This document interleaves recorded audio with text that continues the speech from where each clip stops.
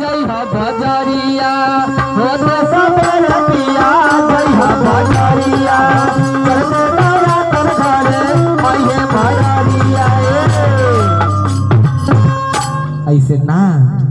ऐसे हाँ देवी देवता के बुला के हाँ हाँ कह के तोरा मौसी लागल ना लास्ट बात तो थोड़ा फास्ट रहे बजरिया होते सवेरे किया जय हो बजरिया होते सवेरे किया जय हो बजरिया आ जाइए छठी मैया बोल महतारिया छठी मैया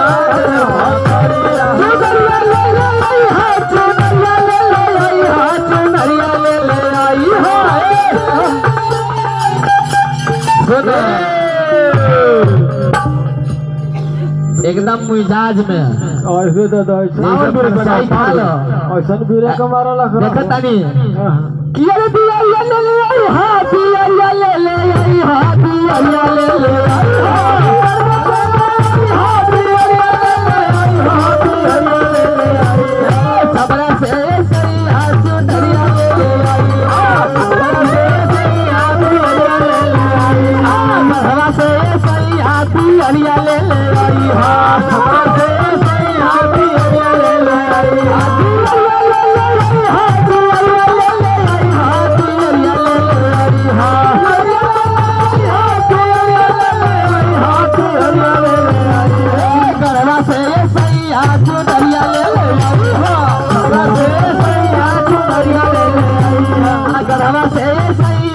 दरिया ले ले आई हाँ से सही हाथ दरिया ले ले आई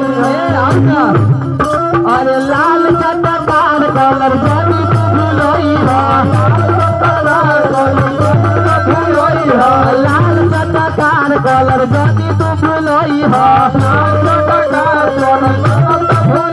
जाई के दरजिया से गोटावा लगई जाई के दरजिया से गोटावा लगई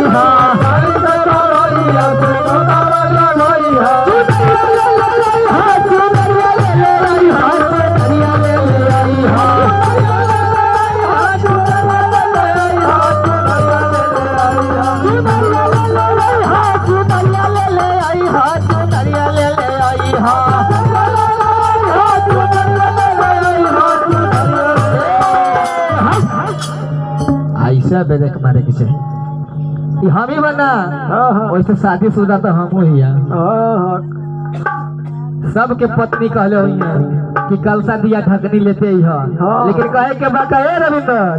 कि नगर से ये सही आज दरिया ले ले आई हां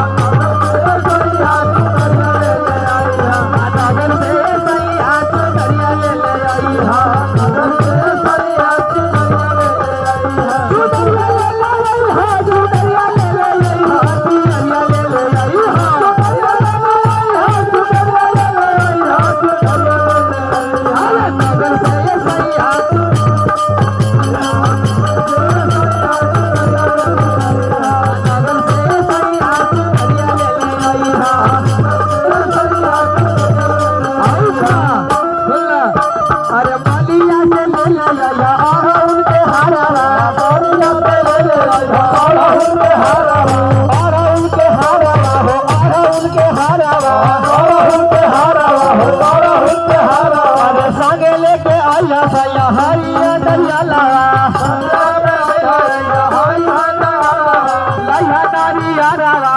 हरिया